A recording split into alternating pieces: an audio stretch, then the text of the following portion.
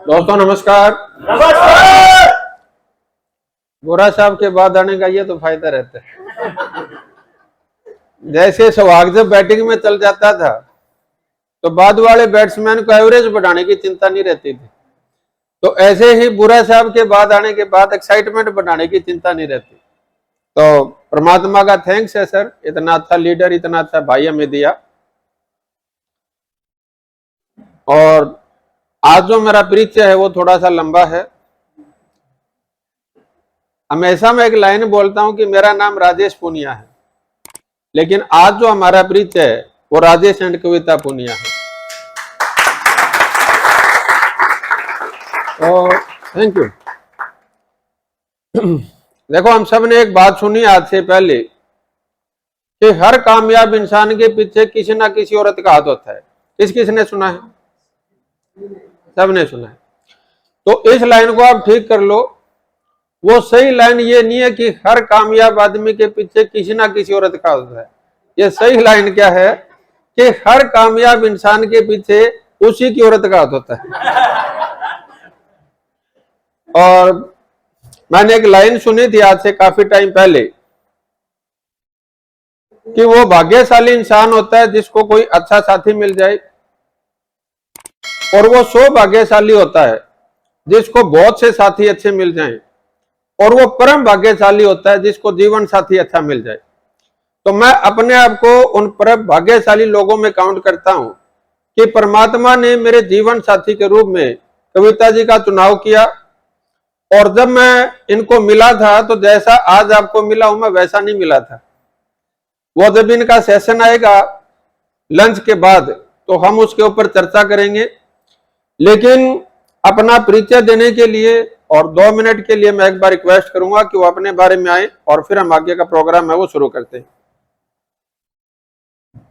सभी को राम राम, नमस्कार।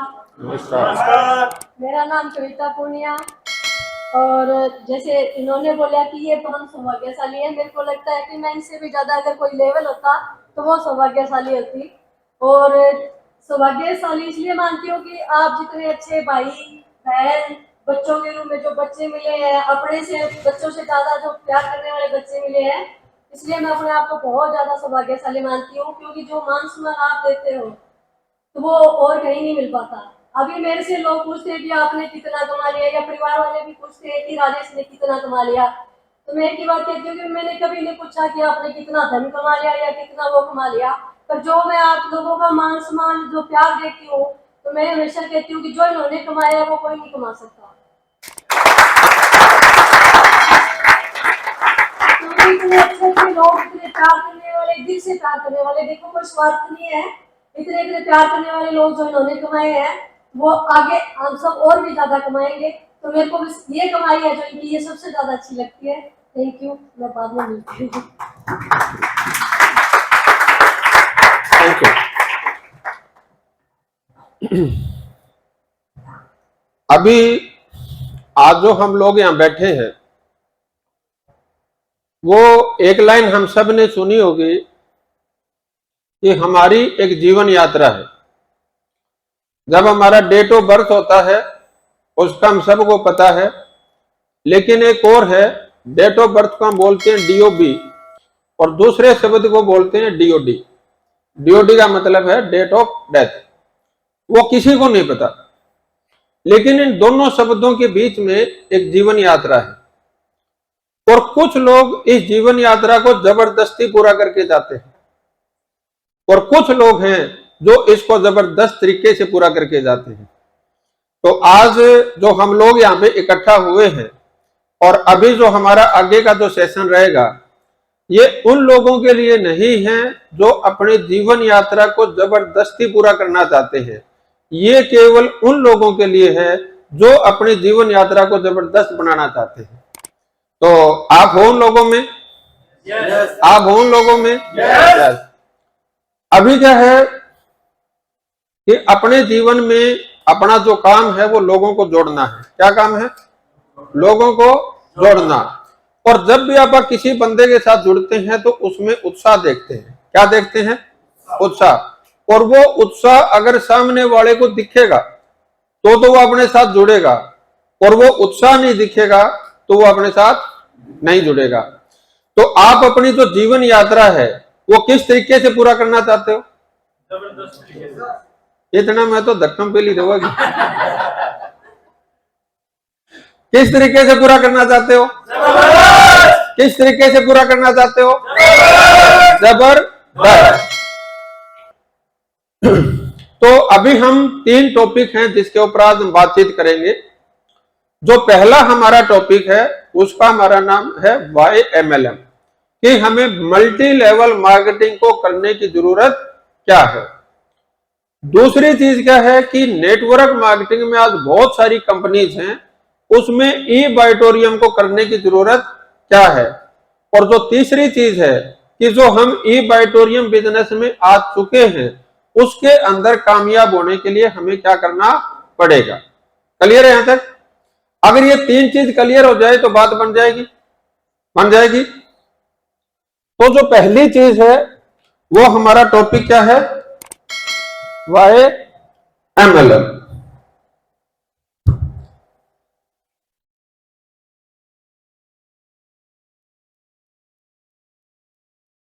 MLM की फुल फॉर्म क्या होती है? Multi level marketing. इसको कुछ लोग नेटवर्क मार्केटिंग भी बोलते हैं, वो भी सेम होता है। मल्टी लेवल मार्केटिंग बोलते हैं, वो भी सेम होता है। अभी आज मल्टी लेवल मार्केटिंग के बारे में अपने को बात करने की जरूरत क्या है। आज हमारे पास पहले से और भी ऑप्शन हैं काम करने के लिए। तो मैंने कुछ साल पहले एक सेशन ट्रेनिंग अटेंड किया था और उसमें यह सब्जेक्ट था कि सबसे बढ़िया कैरियर का चुनाव कैसे करें। आज कोई बंदा है जिसको अभी हमने कैरियर का चुनाव करना है, कुछ लोग हैं जो अपने कैरियर का चुनाव कर चुके हैं और कुछ लोग इस पड़ाव में है कि उनको अपने बच्चों को बढ़िया कैरियर के लिए उनको मार्गदर्शन देना है। ऐसी स्थिति में ये सारे के सारे हम, इससे बाहर तो कोई नहीं। तो अभी जब हम बेस्ट कैरियर का चुनाव करते हैं तो उससे पहले अपने को 3 सवाल पूछने हैं। क्या करना है? 3 सवाल पूछने हैं। और वो 3 सवाल क्या पूछने हैं उनको आप लिख लेना। अगर आपके पास डायरी पेन है तो बहुत अच्छी बात है, नहीं है तो आप कैसे भी लिखो, कहीं से भी प्रबंध करो, लेकिन आपको ये 3 सवाल लिखने हैं। क्या करना है? लिखने ही आवाज आएगी तो बात बनेगी। लिखने हैं। तो पहला सवाल क्या है उसको आप लिख लो और ये मैं थोड़ी थोड़ी देर में आपको पूछूंगा। अगर वो चीज आपने नहीं लिखी होगी तो फिर वो पहले मास्टर होते थे ना, क्लास में पूछते थे और वो सवाल नहीं आया करता, फिर आगे पाछे देखा करते। ठीक है, तो लिखने हैं। और पहला सवाल क्या है, लिख लो कि जब भी हम कैरियर का चुनाव करते हैं तो उसमें 1 नंबर का जो सवाल हमें लिखना है भी क्या ये काम करने लायक है। क्या चेक करना है? क्या ये काम करने लायक है। लिख लिया। दूसरी चीज क्या लिखनी है? क्या इस काम को मैं कर सकता हूं। दूसरा सवाल क्या है? क्या इस काम को मैं कर सकता हूं। और तीसरा सवाल क्या है? अगर मैंने इस काम को अगले 5 साल, 10 साल, 20 साल, 40 साल किया तो इस काम के परिणाम क्या होंगे।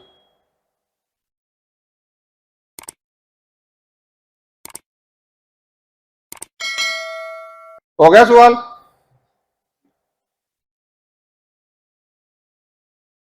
आप में से कोई ऐसा बंदा है जो वो तीनों सवाल बता सकता है मेरे को? 1 नंबर। हाँ जी। क्या ये काम करने लायक है? क्या इस काम को नहीं, एक बार एक ही। पहला सवाल था क्या ये काम करने लायक है? हाँ, तो एक बार मैं इस बिटिया के लिए तालियां चाहूंगा। तो पहला सवाल क्या है? क्या ये काम करने लायक है। बैठ जाओ बेटा। दूसरा सवाल क्या है, कोई बता सकता है? नहीं, आप तो हाँ जी। क्या मैं इस काम को कर सकता हूँ? हाँ, क्या मैं इस काम को कर सकता हूं या मैं इस काम को कर सकती हूं। थैंक यू, तालियां एक बार बहन जी के लिए। और तीसरा सवाल क्या है? इस काम को मैं नहीं। हाँ, कोई बता सकता है तीसरा? हाँ जी। अगर मैंने इस काम को अगले कुछ वर्ष किया तो उसका परिणाम क्या होगा? हाँ, अगर मैंने इस काम को अगले कुछ वर्ष का मतलब क्या है?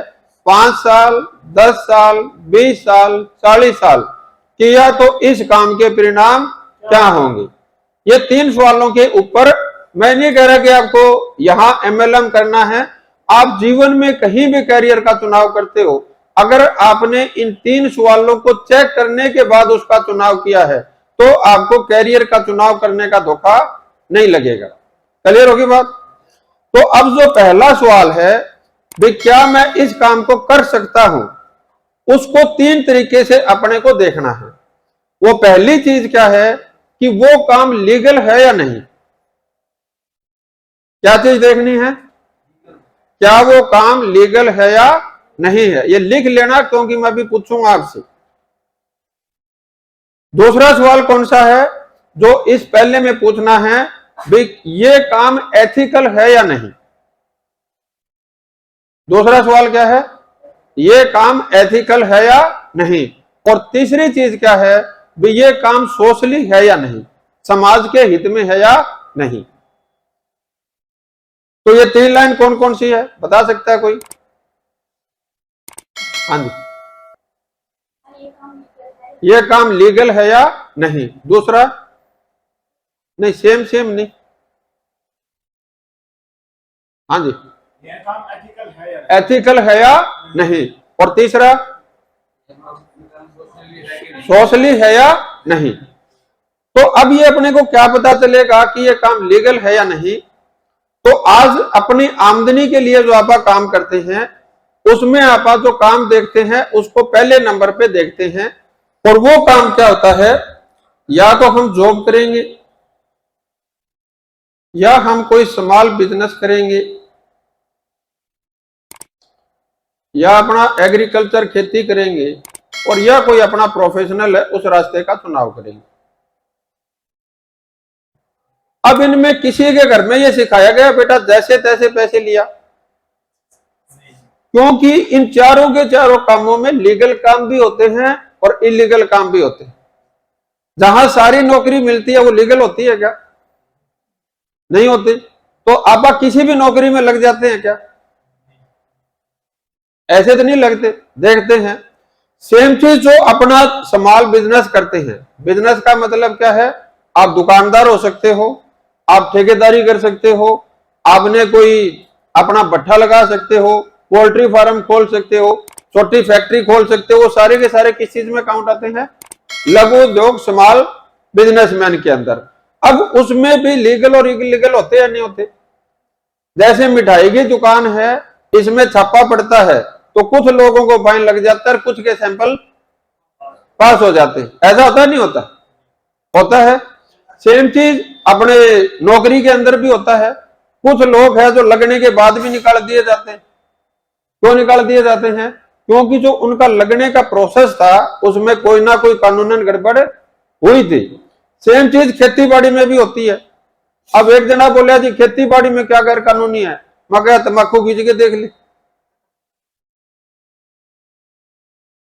अब अगर हरियाणा में आप तम्बाकू की खेती करोगे तो क्या मानी जाएगी?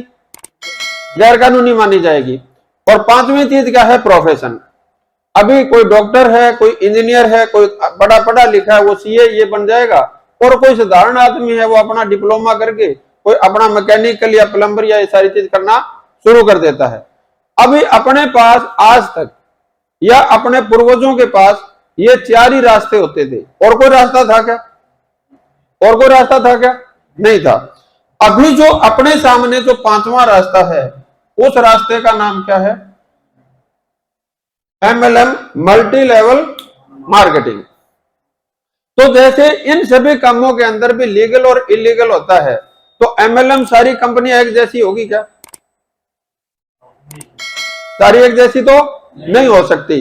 तो जैसे हम इन कामों में ये देखते हैं कि हमें लीगल काम करना है, ऐसे ही MLM के अंदर हमें क्या देखना है कि मैं जिस कंपनी के अंदर काम कर रहा हूं वो कंपनी कौन सी होनी चाहिए? कौन सी होनी चाहिए? क्लियर होगी बात?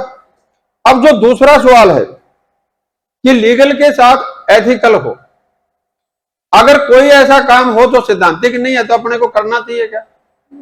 अगर वो एथिक्स पे नहीं जा रहा तो वो काम करना चाहिए क्या? नहीं करना चाहिए। और तीसरी चीज क्या है? सोशल, सामाजिक। तो अब जो नौकरी, दुकान, खेती, ये सारी लीगल भी है, और एमएलएम कंपनी, जो एमएलएम कॉन्सेप्ट है वो भी लीगल है। आज आप गूगल के ऊपर सर्च कर सकते हो, उसके अंदर दुनिया का शायद ही कोई ऐसा देश होगा जिन्होंने एमएलएम कॉन्सेप्ट को लीगल नहीं माना हो।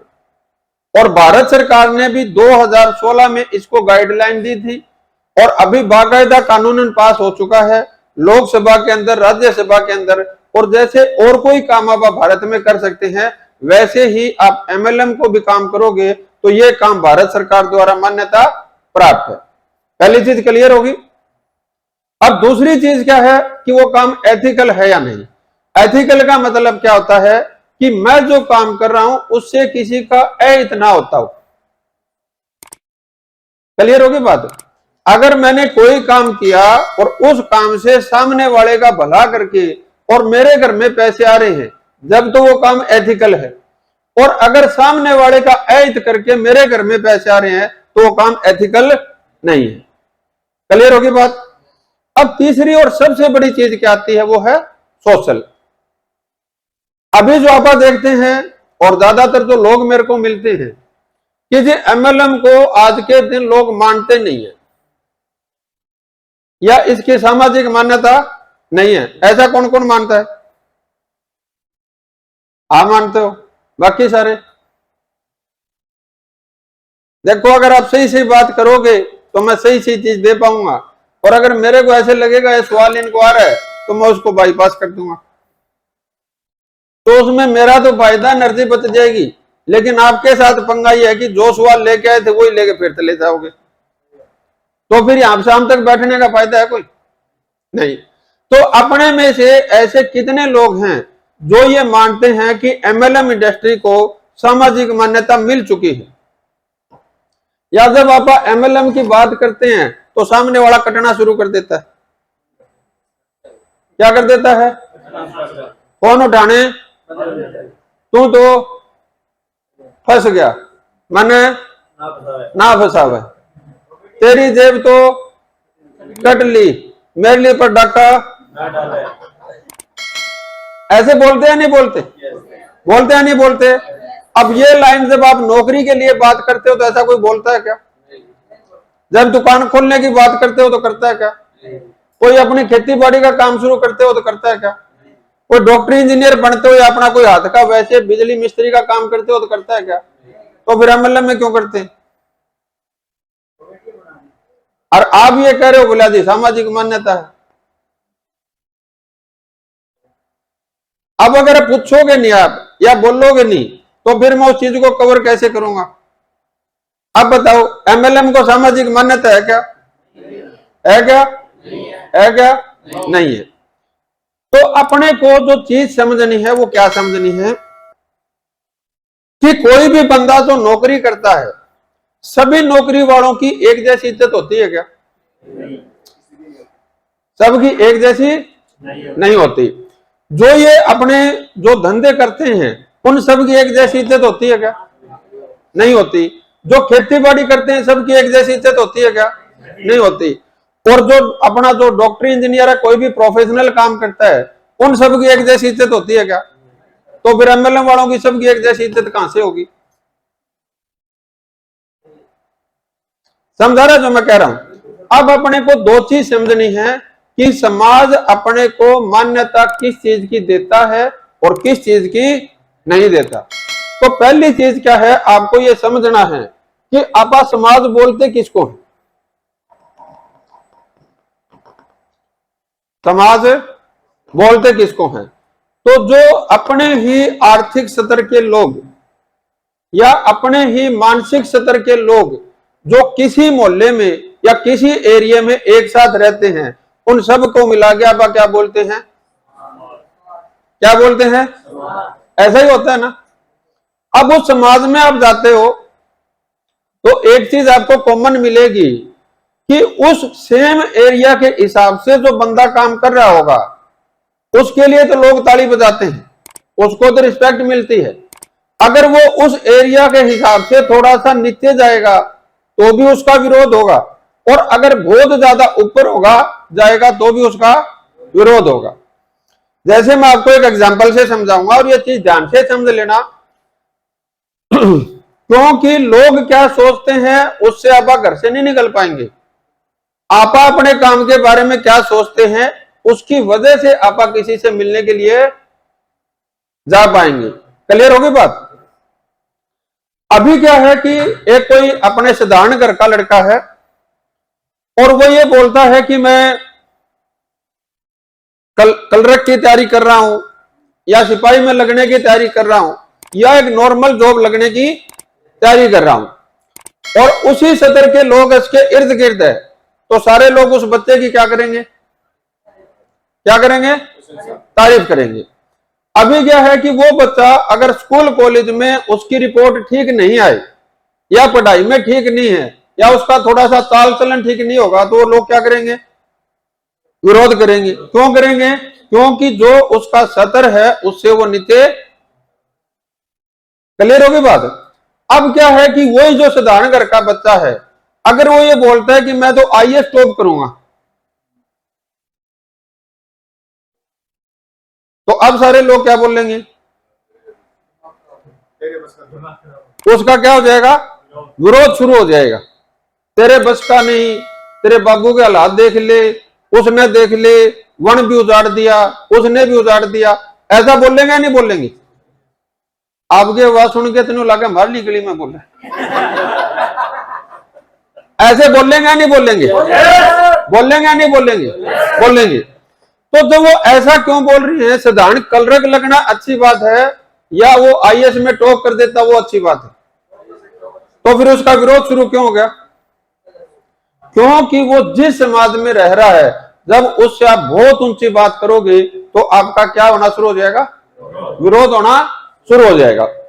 अब जो दूसरी चीज है कि आपा ने किस चीज की तैयारी शुरू कर रखी है या आपा क्या काम करने की प्लानिंग बना रही है, उसकी वजह से कुछ टाइम तक तो अपने को मान्यता या बिना विरोध हो सकता है, या तो मान्यता मिल सकती है या विरोध हो सकता है, लेकिन एक्चुअल में इज्जत उन्हीं लोगों की होती है जो अपने धंधे में अपने काम में कामयाब होते हैं।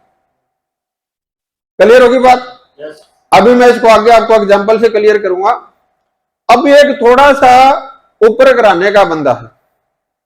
ऊपर घराने का मतलब उसकी अच्छी कोठी है, पहले से उसके बाप दादा का अच्छा काम दाम जमा हुआ है, गाड़ी घोड़े पहले से है।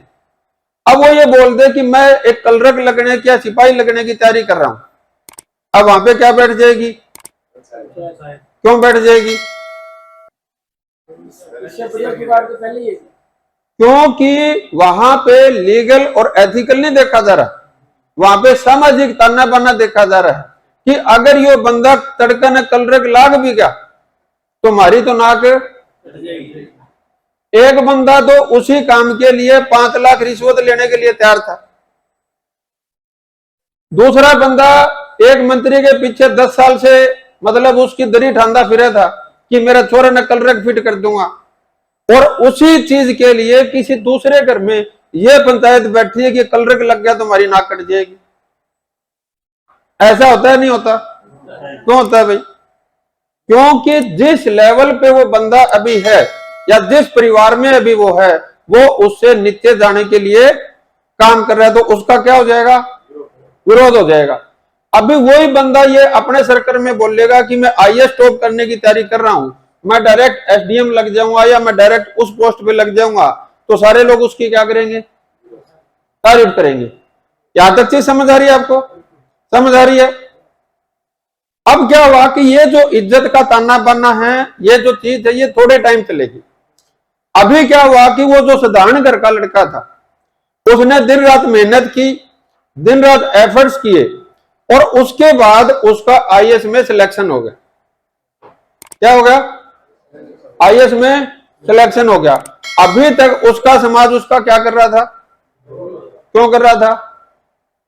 ऐसा नहीं था कि वो चीज गलत है, उन लोगों के दिमाग से ऊपर की चीज थी।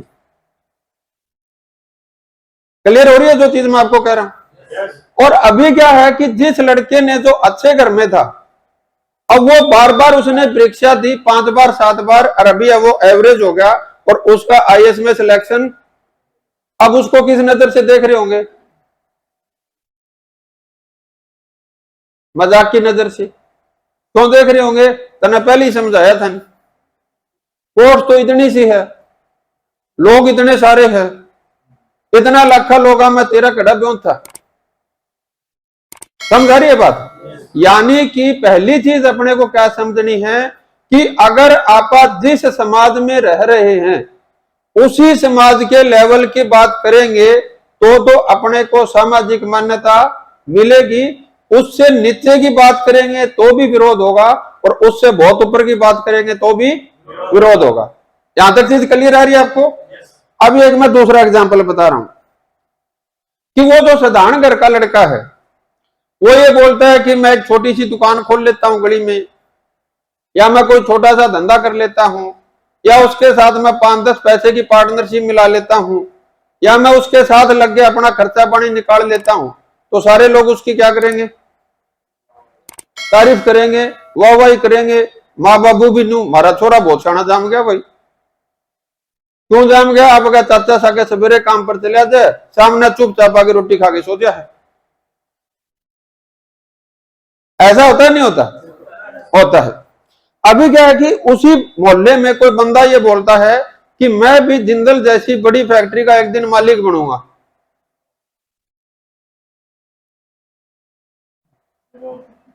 अब क्या हो जाएगा? क्यों हो जाएगा? अब वो जो सुबह 9 बजे जाके शाम को 6 बजे तक जो आ रहा था, और जो 800-1000-1200 रुपए दिहाड़ी कमा के ले रहा था, वो ज्यादा बड़ा काम है या वो जिंदल जैसी फैक्ट्री लगा लेना या बहुत बड़ा काम कर लेना बड़ी बात है? तो फिर उसका विरोध क्यों रहा है? क्योंकि जब भी आप कहीं अपने सामाजिक ताने बाने से बहुत ज्यादा ऊपर की बात करेंगे तो अपना क्या शुरू हो जाएगा? उसका मतलब ये नहीं है कि आप काम गलत कर रहे हो। ये बात ध्यान से सुन लेना आप। क्योंकि जब अपना विरोध शुरू हो जाता है तो आप दो चीज देखते हैं। शिष्य में देखते वक्त तो ये सोचते तेरे में कोई कमी है कि, और घर से निकल के ये सोचते रहते हैं तेरे काम में कोई कमी है कि, और 5-4 दिन के बाद खुंटी पर अपना थैला अपलाइन फोन करती है। ऐसा होता नहीं होता? होता है। अभी क्या है कि वही लड़का जो साधारण घर का था, अब वो ये बोलता है कि पापा मैं एक अपने मोहल्ले में अपने एक परचून की दुकान खोल लेता हूं, तो अब उसका क्या शुरू हो जाएगा? विरोध हो जाएगा। वो कहता है पापा मैं एक भट्ठा लगा लेता हूं, क्या शुरू हो जाएगा? विरोध शुरू हो जाएगा। लेकिन वही बंदा बोलता है कि पापा आज के दिन इन इन चीजों का स्कोप है और आप यहाँ पे फैक्ट्री लगा लेते हैं और ऐसे ऐसे करके आप ऐसे ऐसे आप अपना बिजनेस को बढ़ाते जाएंगे। अब उसकी क्या शुरू हो जाएगी? तारीफ शुरू हो जाएगी। अब क्या होता है कि आज से 5 साल बाद जो साधारण घर का बच्चा था, उसने जो छोटी सी यूनिट शुरू की थी, उसने उसको मल्टीप्लाई करके 4 शहरों में अपनी मैन्युफैक्चरिंग यूनिट लगा ली। जो साधारण से मोटरसाइकिल पे जाता था आज एक लग्जरी गाड़ी में आता है। जो साधारण से घर में रहता था उसने 500 गज की कोठी बना ली। अब उसके समाज में उसकी क्या क्या शुरू हो जाएगी? वाहवाही शुरू हो जाएगी। अभी जो दूसरे बंदे ने जो बहुत बड़ी फैक्ट्री लगाई थी, बहुत अच्छे घर का बंदा था, उसको बाय चांस उस बिजनेस में लॉस लग गया। अब उसको बैंक का लोन देने के लिए पुराने बिजनेस में से कुछ पार्ट सेल करके देना पड़ा। अब उसी बंदे की उसी समाज में क्या शुरू हो जाएगी? बुराई शुरू हो जाएगी। तो 2 चीज समझ आ गई आपको। सामाजिक मान्यता के लिए 2 चीज आप ध्यान में रख लो। पहली चीज, जैसा अपना समाज है वो उसी के सतर की तारीफ करता है। और दूसरी चीज, इज्जत हमेशा काम शुरू करने से नहीं मिलती, इज्जत उस काम में कामयाब होने से मिलती है। किसी भाई को ऐसा लगता है कि एमएलएम में रिस्पेक्ट नहीं मिलती, तो जो भी एमएलएम इंडस्ट्री के कामयाब लोग हैं और किसी भी कंपनी में हैं, एक बार उनके फंक्शन में जाके देख लो और बाद में झूठे मन से आगे कह देना एमएलएम में इज्जत नहीं मिलती। लेकिन मिलती किसको है? मिलते किसको है? आपकी आवाज सुन के तेन लगे नहीं ताली बजवानी। मिलते किसको है? मिलते किसको है? मिलते किसको है? मिलते किसको है?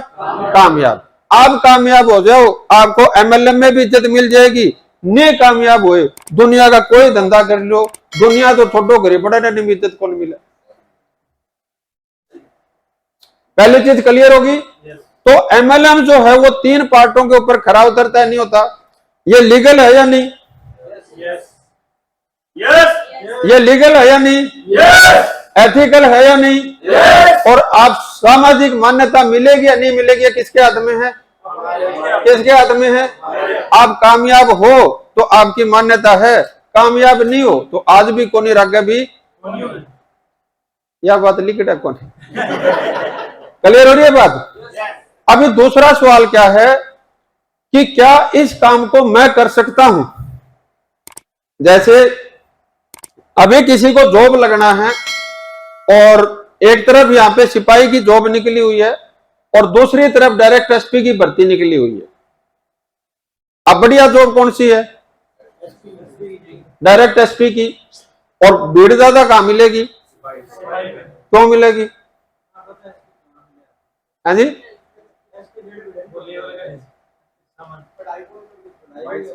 क्योंकि यहां पे ये चक्कर नहीं है। यहां पे चक्कर क्या है कि मैं कर सकता हूं या नहीं कर सकता। क्लियर होगी? जिसको लगता है कि मैं डायरेक्ट SP भर्ती हो सकता हूं, वो सिपाही की भर्ती में नहीं जाता। जिसको लगता है मैं सिपाही से ऊपर नहीं जा सकता, वो कभी SP की भर्ती में नहीं जाता।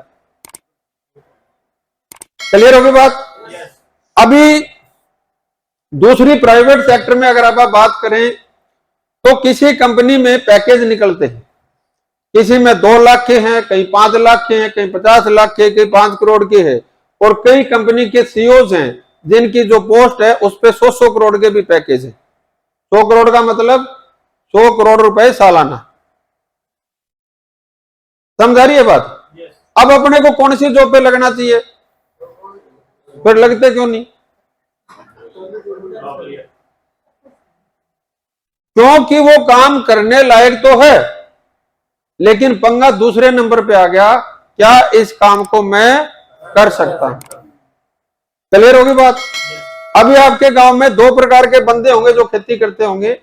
एक 2 4 5 किले का जमींदार है, एक 50 40 किले का जमींदार है, और एक 100 200 किले का जमींदार है। अब बढ़िया जीवन कौन सा है? आधा तो इसमें भी वहम है। बढ़िया जीवन कौन सा है? बढ़िया जीवन कौन सा है? फिर लेते क्यों नहीं भाई? किले तो है, क्या नहीं है? क्या नहीं है? क्या नहीं है? पैसे नहीं। यानी कि जो मैं काम कर सकता हूं या नहीं कर सकता, वो 2 चीजों से निर्धारित होता है। पहली चीज, आपकी जेब में पैसा कितना है, उसके लिए एबिलिटी नहीं देखी जाती। आज आप जहां मीटिंग कर रहे हैं, ऐसे आपके हिसाब में 10 शोरूम हो तो मजा आ जाए या नहीं आ जाए? फिर ले क्यों को नहीं? पहली रुकावट क्या है? पैसे नहीं है। दूसरी रुकावट क्या है? आप डायरेक्ट CEO या डायरेक्ट SDM क्यों नहीं लगते? वहां पे पैसे रुकावट नहीं है, वहां पे एबिलिटी चाहिए, योग्यता चाहिए, काबिलियत चाहिए। क्लियर होगी बात? तो MLM करने के लिए जो आपको काबिलियत चाहिए, जो पैसा चाहिए, वो आपके पास है या नहीं? आधा तो भी बहम। जो आपको पैसे चाहिए, जो काबिलियत चाहिए, वो है या नहीं? है या नहीं? है या नहीं? है। अब तीसरा सवाल क्या आ जाता है कि अगर मैंने इस काम को अगले 5 साल, 10 साल, 20 साल, 40 साल किया तो इस काम के परिणाम क्या होंगे? आज तक जो है अब 2 ही सवालों को सिलेक्ट करके काम पे निकल जाते हैं। तीसरे सवाल पे कभी सोचा ही नहीं या सोचने दिया गया नहीं। अभी थोड़ा सा आप देखते हैं कि अभी जो आप 4 ये काम करते हैं, आप चारों इसी में है या और कहीं है? किसी को ऐसा हो भी इन चार के अलावा कोई काम कर रहा हो? सारी बात सुन के तेन लग गया सारे पांचवा में।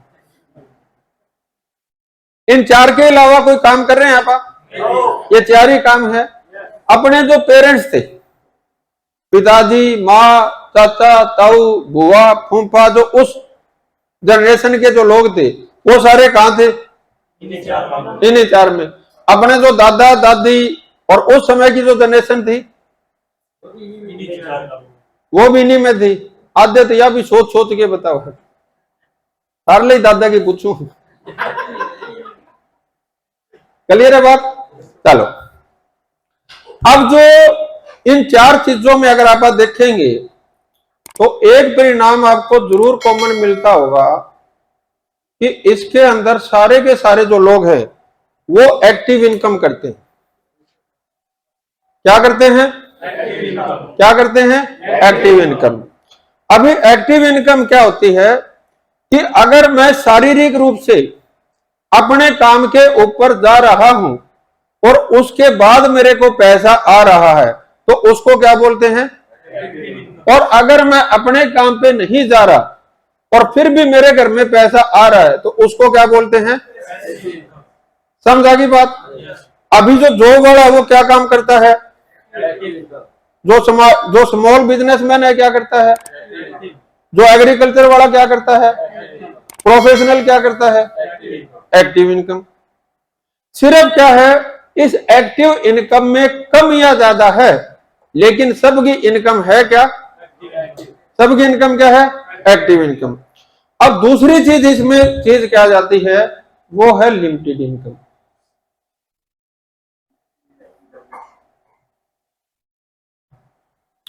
अभी इन्हीं चार कामों के अंदर आप क्या करते हैं?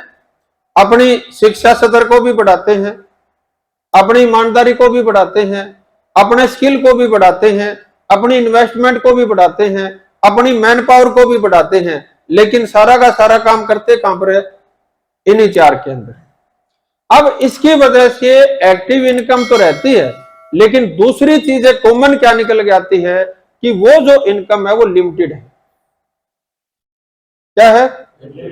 लिमिटेड का मतलब सीमित है। हो सकता है मेरी इनकम किसी से ज्यादा है, हो सकता है मेरी इनकम किसी से कम है, लेकिन वो है कितनी? लिमिटेड है। अब सिस्टम क्या बनता है कि उस लिमिटेड इनकम में जब वो नई नई इनकम आती है तो अपने ठाठ बाट महसूस होने शुरू हो जाते हैं, क्योंकि जो अपनी छोटी छोटी जरूरतें या छोटी छोटी चाहते हैं उसको आप क्या करना शुरू कर देते हैं? पूरा करना शुरू कर देते हैं। अब जब वो अपनी जरूरतें चाहते हैं उनके साथ पंगा क्या है कि वो समय के साथ बढ़ती जाती है। क्या होता है?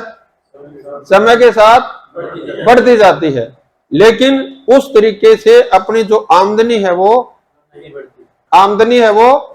बढ़ती। अब वो जो आमदनी नहीं बढ़ती और जरूरतें बढ़ रही है तो फिर वो बंदा क्या प्रयास करेगा? अपनी इनकम को ज्यादा करने का प्रयास करेगा। और वो ज्यादा इनकम करने के लिए आप 4 कदम उठाते हैं। कितने? 4। पहला कदम क्या होता है कि ये जो बंदा है अपनी स्किल को बढ़ाने का प्रयास करता है। किसको बढ़ाता है? स्किल को, ताकि मेरी जो पर घंटे की इनकम है या जितने घंटे मैं काम पे जा रहा हूं उतने घंटे के अंदर मेरे को पैसा ज्यादा मिलना शुरू हो जाए। जैसे आज एक हॉस्पिटल के अंदर एक कंपाउंडर है, एक मेडिकल ऑफिसर है और एक मेन डॉक्टर है। अब तीनों की इनकम बराबर है क्या? क्यों नहीं है? क्योंकि तीनों की जो स्किल है वो अलग है। सेम चीज मिस्त्री में है, सेम चीज सीए में है, सेम चीज इंजीनियरिंग में है, यानी कि वहां पे पर घंटा आपकी जो इनकम है वो आपकी स्किल के हिसाब से निर्धारित होती है। अब जो बंदा स्किल नहीं बढ़ा सकता, अब उसके पास दूसरा रास्ता क्या होता है? वो अपना टाइम बढ़ाता है। भाई मैं 6 घंटे नौकरी करता हूं, मैंने 8 घंटे कर ली, मैंने यहाँ पे 8 घंटे कर ली, मैंने दूसरी जगह ओवर टाइम शुरू कर लिया, तो मैंने क्या बढ़ाना शुरू कर दिया? टाइम बढ़ाना शुरू कर दिया। तो मेरी इनकम क्या हो जाती है? पहले के मुकाबले थोड़ी सी बढ़ जाती है। तीसरा काम आप क्या करते हैं कि जो काम आप कर रहे हैं उससे मिलता जुलता कोई ना कोई काम आप और शुरू कर लेते हैं। जैसे किसान हैं तो आज आप देखोगे कि ज्यादातर या तो आपको पोल्ट्री फार्म के शेड लगे हुए मिलेंगे, या आपको डेयरी मिलेगी, या आपको उससे रिलेटेड कोई ना कोई और काम उसके एड ऑन करता हुआ मिलेगा। भाई किसी ने केंचुआ खाद बना रखी है, किसी ने कुछ बना रखी है, किसी ने कुछ बना रखी है। टीचर है सपोज करो, तो टीचर का सबसे फेवरेट काम क्या होता है? दिन में नौकरी कर लेगा, शाम को ट्यूशन पढ़ा लेगा। अभी कोई दुकानदार है, वो क्या सोचता है, मैं नीचे वाले फ्लोर पे जूते बेच रहा था, ऊपर वाले पे कपड़े बेच लेता हूं। इधर मेरा ये ब्यूटी पार्लर चल रहा था, इधर मैं कॉस्मेटिक का सामान रख लेता हूं। यानी जो भी मेरे काम के मिलता जुलता काम है उस काम को वो बढ़ाने का प्रयास करता है। और चौथी चीज क्या है कि वो अपने घर में निगाह डालता है कि खाली कौन बैठा है। करता है नहीं करता? अभी वो देखेगा तेरे माँ पिताजी खाली बैठे हैं, इनको क्या खुलवा के दूं। कुछ ना कुछ जो भी वो कर सकते हैं, वो हर एक की अलग अलग मनोस्थिति और परिस्थिति होती है। अभी उसकी घरवाली बेचारी सपने लेके आई थी, वह 2-1 महीने तो घरे बैठी सुहा हुआ है। फिर प्लानिंग शुरू, और आजकल तो इसे लिया हुई लगेड़ी है, खाली बिठाने का कोई काम ही कौन नहीं। ऐसा होता नहीं होता? अगर किसी के बच्चे खाली बैठे हैं तो उससे रिलेटेड दिमाग चलता है कि मेरे घर में कोई बंदा खाली नहीं रहना चाहिए। ये 4 के अलावा अपने पास कोई रास्ता है क्या? कोई रास्ता है? नहीं है। लेकिन ये जो चारों के चारों रास्ते हैं, इससे हमारी इनकम एक्टिव रहती है या नहीं रहती? थोड़ी सी ज्यादा तो होगी, लेकिन क्या होगी? है एक्टिव ही। थोड़ी सी ज्यादा तो हुई, लेकिन है एक्टिव। और दूसरी चीज क्या है? लिमिटेड है। तो अभी आप एक कल्पना करो कि जो बंदा एक्टिव इनकम कर रहा है और उसने सब घरकों को काम पे लगा रखा है और खुद ओवर टाइम कर रहा है, तो उसके परिवार से एक चीज गायब हो जाएगी, और उस चीज का नाम क्या है? टाइम। क्या चीज है? टाइम। तो इसको आप बोल सकते हैं उसका टाइम क्या हो जाता है? गुल। और आज के दिन इसी वजह से एक पैटर्न बना हुआ है। आप ध्यान से सुनोगे, कोई भी चीज के लिए आप पूछ लो, वो क्या बोलता है? टाइम तो कोई चीज पीछे मांग लो तो पैसे नहीं है। और कई जगह तो एक फेमस डायलॉग है, मरण ने जहर खान ने, और फिर नगरे क्या दिखाओ भाई? नगर न्यू दिखाओगे जानू सबका दुबई का बादशाह यू ही है। ऐसा होता है नहीं होता? होता है नहीं होता? या मनी टकरा इसे? सब कोई टकरते हैं। अभी चौथी चीज क्या है? आप कल्पना करना, किसी परिवार की एक्टिव इनकम है, लिमिटेड इनकम है और टाइम है नहीं, तो चौथी चीज ऑटोमेटिकली उसके घर में आती है। तो वो चौथी चीज क्या है? उसको क्या बोलते हैं? टेंशन। Tension full.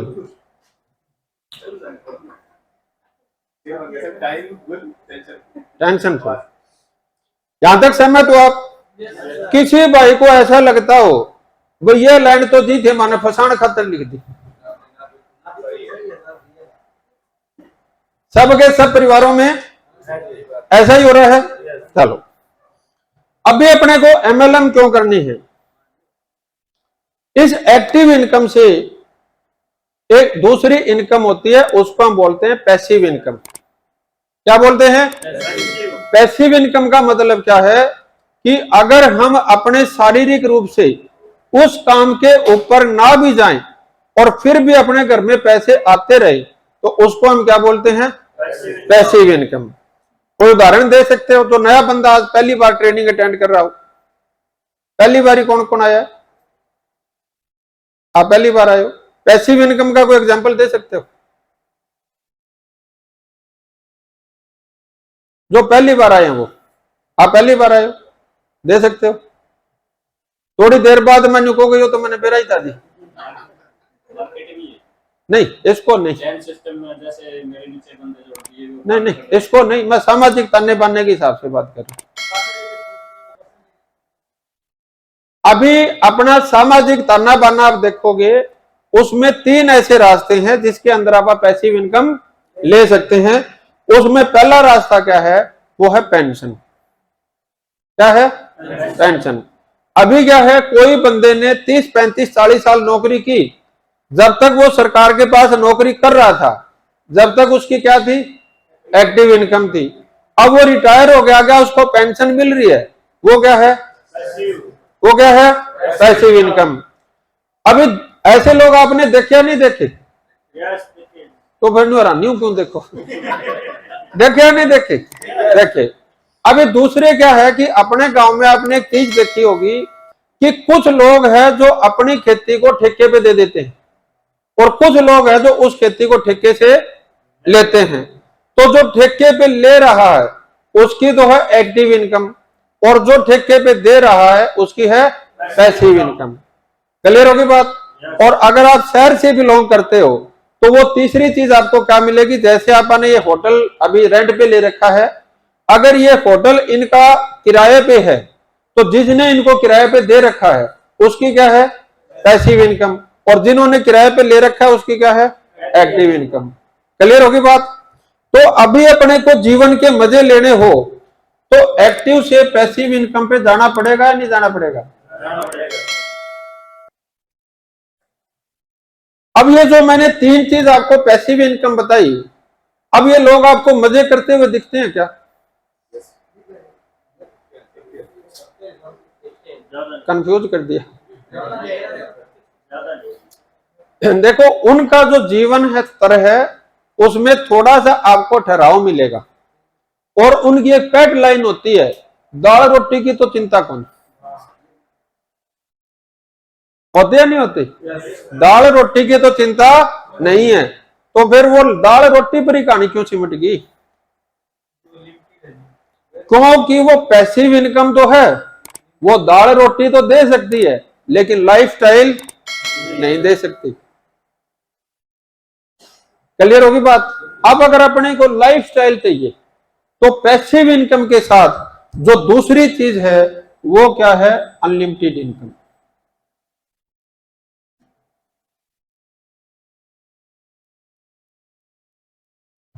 कौन सी है?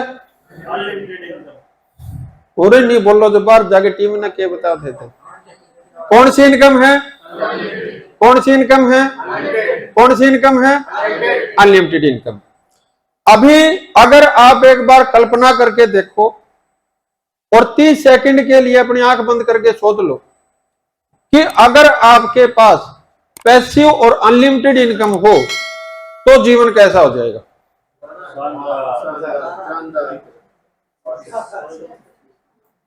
में घीसा गला है, गला है। आप ये सोच लो, सोच के ही जब ये हाल है, अगर ये कमा ली तो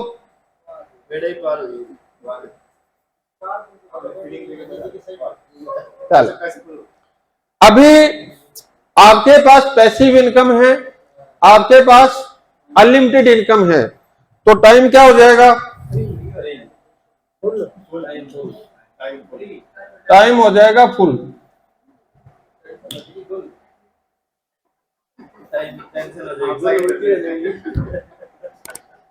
और टेंशन क्या हो जाएगी,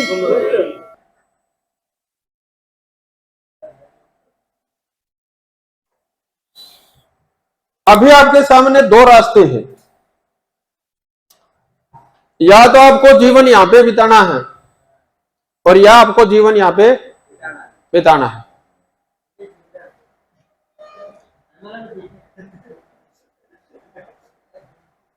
अभी आज तक आप लोगों ने एक चीज सुनी होगी कि एमएलएम मूर्खों का काम है, एमएलएम फंसने का काम है, एमएलएम फंसाने का काम है, एमएलएम बोतरू बनाने का काम है, एमएलएम मेंबर बनाने की स्कीम है, एमएलएम ये है, एमएलएम वो है। वो गलत नहीं है, जिसकी जैसी मनोस्थिति होगी, जिसके जैसे अनुभव होंगे, वो उसके हिसाब से अपनी बात आपके सामने रखेगा। लेकिन आप सबको मैं एक चैलेंज देने लग रहा हूं कि आपको एमएलएम इसलिए नहीं करना कि आपको नौकरी नहीं मिली तो मैं एमएलएम कर लेता हूं।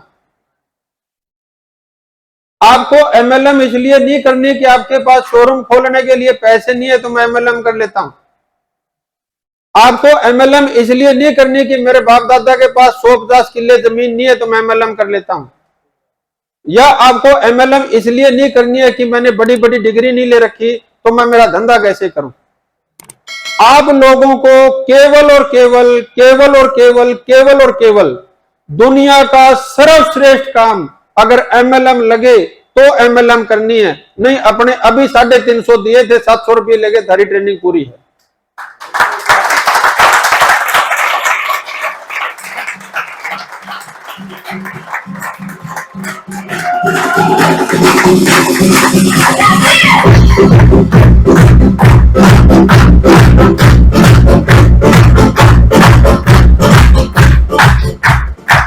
देखो, ताली गाय को सूल होता है, याद हो इसको बजाओ ही ना। अरिया इसको ढंग से बजा लो, समझा की बात। तो एक बार जोर से अदा करेंगे। एक मिनट म्यूजिक का भी एक असूल होता है, या तो तालियों के साथ ही बजना चाहिए या ये बजना ही नहीं चाहिए, ठीक है।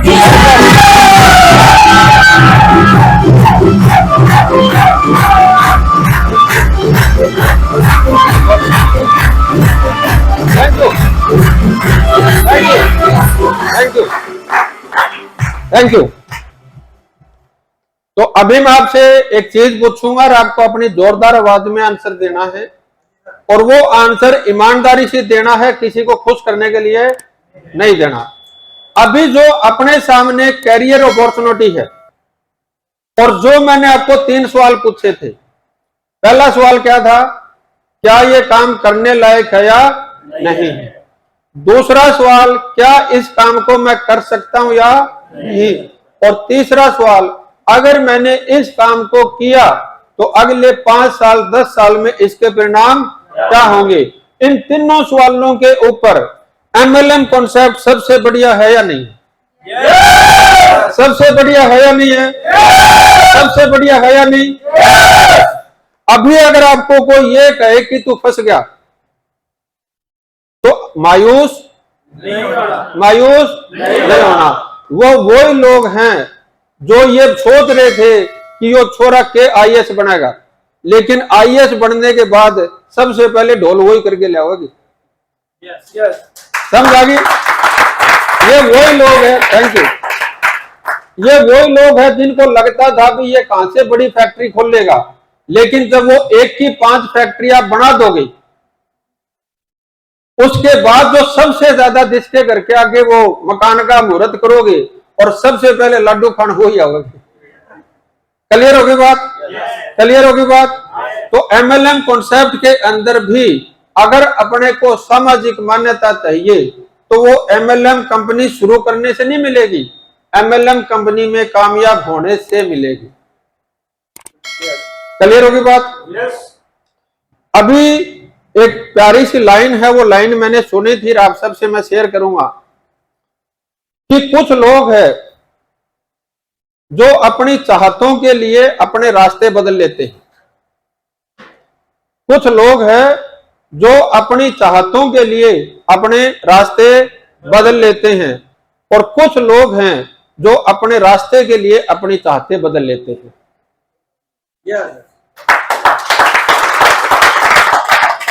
समझ आ गई बात। कुछ लोग आपको ऐसे ही मिलेंगे, हम तो ऐसे ही रहेंगे जी, हम तो ऐसे ही रहेंगे, आधी तो कटगी, आधी और समझ आ गई। जिन लोगों को जीवन काटना है उनके लिए पुराने रास्ते मजेदार है, और जिनको जीवन बनाना है उनके लिए एमएलएम। काटना है या बनाना है। बनाना है। यहां पर भी कुछ लोग ऐसे हैं जो जीवन बना रहे हैं, अपने परिवार का बना रहे हैं, अपने बच्चों का बना रहे हैं, लेकिन केवल एमएलएम का ही ऐसा लीडर है जो ना केवल अपना जीवन बना रहा है, जो ना केवल अपने परिवार का जीवन बना रहा है, बल्कि अपने साथ हजारों हजारों लोगों का अपना परिवार बना के उन सब का जीवन बना रहा है। Thank you. एमएलए में आना चाहते हो? एमएलए में आना चाहते हो? यस। आज के बाद छुप छुप के कॉल करने की जरूरत नहीं है। मैं मिलन आऊं जी, क्या काम है आगे बताऊंगा। समझ आ गई बात? चौड़े धड़ाके से कहो, आंख में आंख मिलाओ, चौड़ी छाती करो और जोर से कहो, I am MLM leader, I am leader.